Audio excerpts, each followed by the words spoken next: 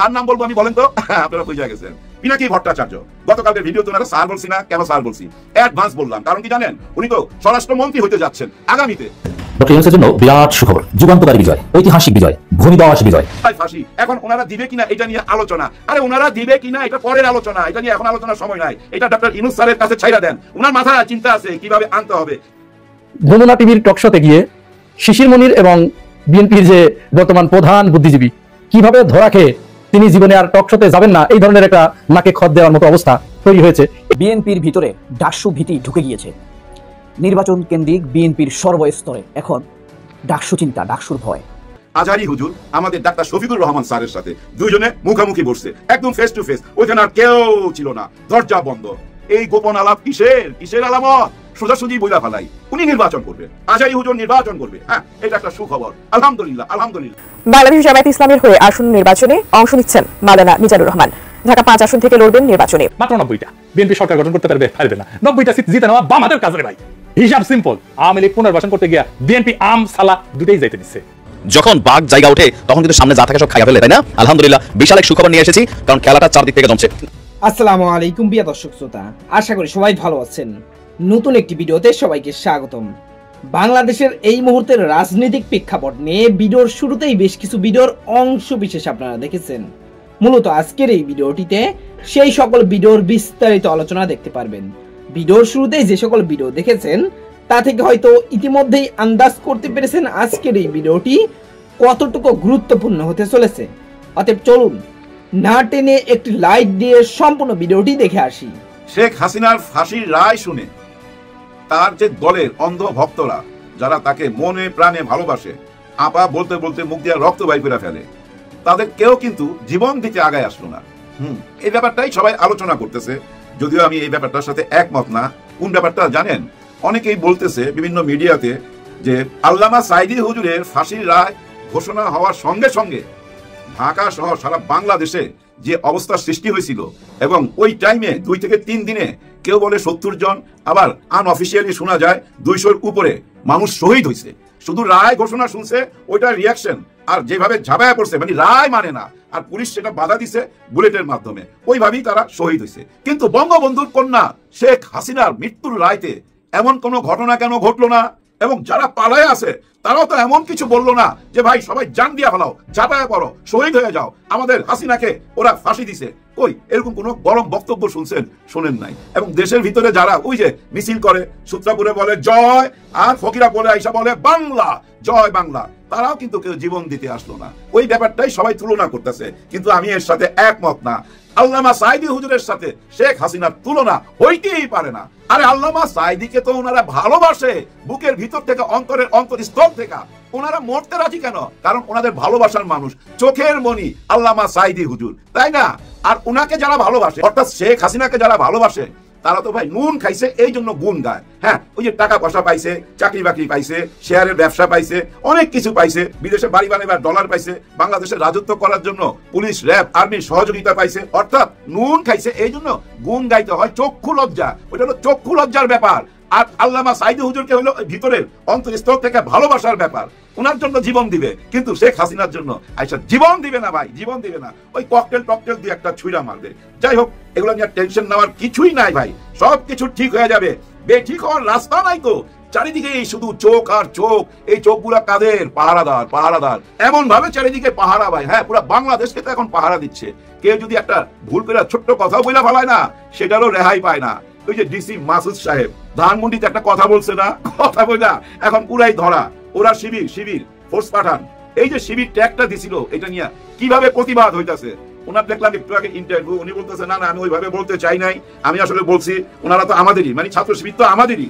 এই তো আরেকটা বিপজ্জনক কথা, এটা বললেও কিন্তু উনি সমালোচনা করবে এখন, কারণ উনি বলতেছে ছাত্র শিবির তো আমাদেরই, ওনাদের বিরুদ্ধে আমি তো কোনো কথা বলি নাই। ওই যে ওইটুক নাকি ওই যে শিবির নিয়ে যে কথা বলছে, ওইটুক কাইটা নিয়ে কেউ ভাইরাল করছে। এইভাবে উনি জবাবদিহি করতেছিল, শুধু শিবির বইলা জবাবদিহি করতে হয়। তার মানে কিভাবে চারিদিকে পাহারা দিচ্ছে বাংলাদেশকে। হ্যাঁ ভাই, আগামী নির্বাচনও দেখবেন ভাই, প্রত্যেকটা কেন্দ্রে শুধু পাহারা আর পাহারা। চারিদিকে সিসি ক্যামেরা, এই যে ডিজিটাল যুগ যাকে বলে, এই ডিজিটাল যুগটা আপনারা দেখতে পাবেন। এই নির্বাচনটা টোটালটাই ভাই আপনি ঘরে বসে দেখতে পাবেন, যে যেখানে আছে সেখান থেকেই দেখতে পাবেন। কারণ এমন একটা কেন্দ্র বানাচ্ছে, অর্থাৎ নির্বাচনের যে সেন্ট্রাল অফিসটা, যেখানে সেন্ট্রাল অফিস থাকবে ওইখানে এমন একটা স্ক্রিন থাকবে, সারা বাংলাদেশ কি আপনি দেখতে পাবেন এবং সারা বাংলাদেশের যেখানে যেটা প্রবলেম হবে সঙ্গে সঙ্গে যোগাযোগ করতে পারবেন। এরকম ব্যবস্থাই করা হচ্ছে। ভোট জালিয়াতি করার দিন শেষ, একদম দি এন্ড। কেউ ভোট জালিয়াতি করার চিন্তা যদি করেন যে আমি জালিয়াতি কইরা পাস কইরা আসুম, আমার এলাকার ডিসি, পুলিশ কমিশনার এবং সবাইকে হাত কইরা টাকা পয়সা দিয়া আমি ভোট চুরি কইরা পাস কইরা ফালামু, এরকম চিন্তা ভাবনা যদি থাকে মাথা থেকে বাইর কইরা ফালায়া দেন, পারবেন না ভাই, পারবেন না। এই নির্বাচনটা ভাই অন্যরকম একটা নির্বাচন হইতে যাচ্ছে। এই নির্বাচন মানে খালি বুঝেন না ক্ষমতা হস্তান্তর, এই নির্বাচন মানে সেইটা না, কিন্তু এক দল গেল আরেক দল আসলো। হায় হায়, কি কথা মনে পড়লো আমার, এক দল খায়া গেছে আরেক দল খাইতে বসে আছে, নাকি খাইতে আসতেছে, এরকম একটা কথাই তো বলছিল, তাই না? মিজানুর রহমান আজহারী স্যার এরকম একটা কথাই বলছিল যে এক দল খায়া গেছে আরেক দল খাইতে বসে আছে। সেই থেকে যে ভাই শুরু হইলো, হায় হায়, উনি কিন্তু বইলা আবার চলে গেছে মালয়েশিয়ায়, কিন্তু ওই আলাপ কিন্তু এখনো চলতেছে। গতকালকে বোধহয় উনি আবার বাংলাদেশে আসছে। এখন আপনাদের সঙ্গে একটু গোপন কথা বলুন ভাই, হ্যাঁ গোপন কথা, এটা আমার ব্যক্তিগত চিন্তা ভাবনা আর কিছু কিছু কানা ঘুষা শুনছি একদম ভিতর থেকে, হ্যাঁ একদম ভিতর থেকে। যাই হোক, এই অন্দরমহলে কালকে সিটিং দিছিল আজহারী হুজুর আমাদের ডাক্তার শফিকুর রহমান স্যারের সাথে, দুইজনে মুখামুখি বসছে একদম ফেস টু ফেস, ওইখানে আর কেউ ছিল না, দরজা বন্ধ। এই গোপন আলাপ কিসের, কিসের আলামত একটু বুঝার চেষ্টা করি আমরা, তাই না? হ্যাঁ, বুঝার চেষ্টা মানে কি ভাই, সোজাসুজি বইলা ফেলাই উনি নির্বাচন করবে, আজহারী হুজুর নির্বাচন করবে, হ্যাঁ এটা একটা সুখবর, আলহামদুলিল্লাহ আলহামদুলিল্লাহ। হ্যাঁ ভাই, উনি নির্বাচন করলে আমি যা খুশি হবো আমি আপনাদেরকে বুঝাইতে পারুম না। যাই হোক, উনি কোত্থেকে নির্বাচন করবে, এই গ্যান্ডেরিয়া থেকে, গ্যান্ডেরিয়ায় উনি থাকতেন, কিন্তু ওইখান থেকে কি নাকি মুরাদনগর থেকে, এইটা আমি জানি না। মুরাদনগরে তো ওইখানে হেভিওয়েট একজন ক্যান্ডিডেট আছে বিএনপির, উনি কায়কোবাদ মিলন, হ্যাঁ ভাই ভালো মানুষ, উনি আছেন। কিন্তু আজহারী হুজুর যদি ওইখান থেকে নির্বাচন করে, আমার মনে হয় কায়কোবাদ সাহেব নির্বাচন করবে না, হ্যাঁ করবে না ভাই। যাই হোক, এটা আমার নিজের ব্যক্তিগত কথা, আপনারাও ভাই আপনাদের রিয়াকশন জানাবেন ভাই কমেন্টের মধ্যে, যে আজহারী হুজুর নির্বাচন করলে কেমন হবে। আমি তো মনে করি ভাই এর চেয়ে ভালো কিছু হইতে পারে না। আর উনি যদি নির্বাচন করে পাশ করে আসে, যদি মানে কি উনি তো পাশ করবেই, পাশ করলে উনি হবেন ধর্মমন্ত্রী, নিশ্চয়ই ধর্ম মন্ত্রণালয় উনাকে দেওয়া হবে। যদি জামাতে ইসলাম ক্ষমতায় আসে তাহলে আমার এই কথাটা বাস্তবায়ন হবে। আর একটা কি বাস্তবায়ন হবে জানেন? যদি জামাতে ইসলাম ক্ষমতায় আসে, আমাদের এই স্বরাষ্ট্রমন্ত্রী কে হবে বলেন তো? আপনারা আজকে একটা কাগজে নোট করে রাখতে পারেন, দেখে রাখা দেন, ভাস কইটা সত্য হইতে পারে, তাই না? কার নাম বলবো আমি বলেন তো? আপনারা বুঝে গেছেন, পিনাকি ভট্টাচার্য। গতকালকে ভিডিওতে ওনারা স্যার বলছি না, কেন স্যার বলছি? অ্যাডভান্স বললাম, কারণ কি জানেন? উনি তো স্বরাষ্ট্রমন্ত্রী হইতে যাচ্ছেন আগামীতে, যার জন্য এখন থেকে স্যার বলার চেষ্টা করতেছি।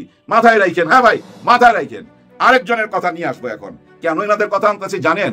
এই জুলাই গণ অভ্যুত্থান 36 দিনে তো হয়েছে, এটা আমরা দেখছি। আমরা তো ভাই ওই যে কোকিলের মতো কাকের বাসায় এসে ডিম পারতেছি, বিশেষ করে আমরা কখন সচেতন হইলাম? যখন শেখ হাসিনা চলে গেল, তখনই তো আমরা স্বাধীনতা পাইলাম এবং মুখ খুললাম। কিন্তু এর আগে তারা মুখ খুলছিল, সেটা কি ভুলে গেলে হবে? ভুলতে কি পারি আমরা ইলিয়াস হোসেনের কথা? ভুলা কি উচিত? ভুলা কি উচিত আমাদের কনক সারওয়ার স্যারের কথা? নিশ্চয়ই না। ওনাদের অবদান আছে ভাই।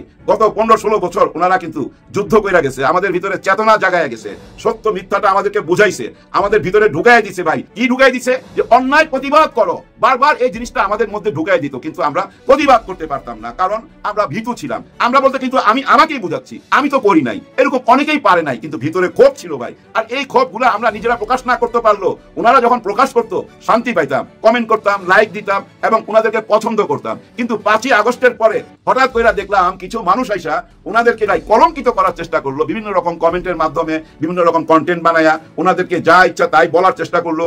কারণ ওনারা ওই যে মুখের উপরে তিতা কথা বইলা ফেলায়, যেটা হজম করতে পারে না, যার জন্য একদল মানুষ ওনাদের পিছনে লাগা গেল। কিন্তু লাগা গেলে কি হবে? কিচ্ছু হবে না ভাই। দেখেন, আমরা কিন্তু 5ই আগস্টের পরে সবাই আশা করছি ওনারা বাংলাদেশে চলে আসবে, কিন্তু আসে নাই। পিনাকি ভট্টাচার্য দেখেন, উনি আমাদের আকাশের উপর দিয়ে চীনে গেছে, চীনে যায় মিটিং করছে। ওই চীনের মিটিং যাওয়ার পরে আমার ভিতরে ভাই একটা প্রশ্ন জাগলো, কি ব্যাপার উনি চীনে কেন গেলেন? কারণ কি? কারণ তো খুঁজে বাইর করতেই হবে। কারণ একটাই ভাই, এই যে 16 বছরের চেষ্টা তো আর বৃথা যাইতে পারে না। এইভাবে কি ওনারা বিদেশ থেকে সারা জীবন খালি প্রতিবাদী করে যাবে? দেশের জন্য কিছু করতে হবে না, মাঠে আসতে হবে না, মাঠে নামতে হবে না? হ্যাঁ, নামতে হবে। ইলিয়াস হোসেন সাহেবও চলে আসবে, এটা আমার বিশ্বাস। এবং উনি যদি আসে, ওনাকে কোন পদটা দেওয়া হবে জানেন? তথ্য মন্ত্রণালয় ওনাকে দেওয়া হবে, কারণ ওইটার জন্য উনি একদম 100% ফিট, ওই জায়গায় দেওয়া উচিত। দেখেন, আমি এই 3টা জায়গায় 3 জনকে সেট করলাম। আজহারী হুজুরকে ধর্ম মন্ত্রণালয়, পিনাকি ভট্টাচার্য স্বরাষ্ট্রমন্ত্রী, তথ্য মন্ত্রণালয় আমাদের ইলিয়াস হোসেন। এই যে 3 জনের কথা বললাম, বললাম, এটা শুধু আমার কল্পনা না ভাই, শুধু কল্পনা না, এরকম আলোচনা ভিতরে ভিতরে চলতেছে। দেখেন এই যে জামাতে ইসলাম সারা বাংলাদেশের 300 আসনে ওনাদের কিন্তু ক্যান্ডিডেট দিয়ে দিছে। তার মানে ওই 300 মানুষই কি নির্বাচন করতে যাচ্ছেন? না, অবশ্যই না। ওই 300 দিছিল ওনাদের আদর্শকে প্রচার করার জন্য। ওনারাই যে নির্বাচন করবে এটা ভাইবেন না। ওইখান থেকে অনেক কিছু চেঞ্জ হবে, অনেককে আলাদা সাইড লাইনে বসায়া নতুন নতুন মুখ নিয়ে আসবে। আর এই নতুন নতুন মুখের মধ্যে থেকে ঢাকা বিশ্ববিদ্যালয়, রাজশাহী বিশ্ববিদ্যালয়, জাহাঙ্গীরনগর বিশ্ববিদ্যালয়, চিটাগাং বিশ্ববিদ্যালয়, ওইখান থেকেও আসবে ভাই নতুন মুখ। কারণ ওই নতুনদের হাতেই তো দেশটাকে তুইলা দিতে হবে, তাই না? ওই জন্য ওই নতুন মুখগুলো আসবে। অবাক হইবেন না, কিন্তু সামনে এরকম অনেক কিছু চেঞ্জ হতে থাকবে। কিন্তু চেঞ্জ হইলো এই যে জামাত ইসলামের যাদেরকে বাদ দিয়া আবার নতুন মুখ ঢুকাবে, যারা সাইড লাইনে চলে যাবে, তারা কিন্তু অখুশি হবে না। তারা কোনোদিন তার দল বল নিয়া ওই যে দা কুদাল নিয়া হামলায়া করবে না। তারা খুশি হবে কেন? যে আল্লাহ আমারে বাঁচাইছে ভাই, বিরাট দায়িত্ব। এই দায়িত্ব যদি আমি পালন না করতে পারতাম তাহলে তো জাতি আমাকে ক্ষমা করতো না, আল্লাহ আমাকে ক্ষমা করতো না। আমাকে এই দায়িত্ব থেকে মুক্ত করা হয়েছে, আমি সাইড লাইনে চলে গেলাম। এটাই উনার মনোভাব, এটাই চিন্তাধারা। এইভাবেই উনারা বড় হয়েছে। হ্যাঁ, ওই যে ছাত্র শিবির থেকে ধীরে ধীরে বড় হইয়া জামাত ইসলাম হয়েছে। ছোটবেলা থেকে এই শিক্ষাটাই পাইছে। গত 54 বছরই উনারা নিজেদেরকে চেঞ্জ করছে। এই যে অনেক আইসা বলে না জামাত ইসলাম মা বোনদেরকে ধর্ষণ করছে, লক্ষ লক্ষ মানুষ হত্যা করছে, এগুলো তো বইলা বেড়ায়, তাই না? কিন্তু গত 54 বছরের ইতিহাস ঘাইটা বাইর করেন। এই যাদেরকে রাজাকার বলছেন, যাদেরকে বলছেন তারা ধর্ষণ করছে, তাদেরকে তো প্রমাণ করতে পারেন নাই। কিন্তু যেটা প্রমাণ করতে পারবো এই গত, আমি আশা করছি সম্পূর্ণ ভিডিওটি দেখেছেন এবং এই ভিডিওর সাপেক্ষে আপনার কি মতামত অবশ্যই কমেন্ট বক্সে জানিয়ে যাবেন। ভিডিওটি ভালো লেগে থাকলে শেয়ার করতে ভুলবেন না। আমাদের এই চ্যানেলে নতুন হয়ে থাকলে চ্যানেলটি সাবস্ক্রাইব করে চ্যানেলের পাশে থাকবেন। আর যারা ইতিমধ্যেই চ্যানেলটি সাবস্ক্রাইব করেছেন তাদেরকে অসংখ্য ধন্যবাদ। দেখা হবে নতুন কোনো ভিডিও নিয়ে। ততক্ষণ সবাই সুস্থ থাকবেন। আল্লাহ হাফেজ।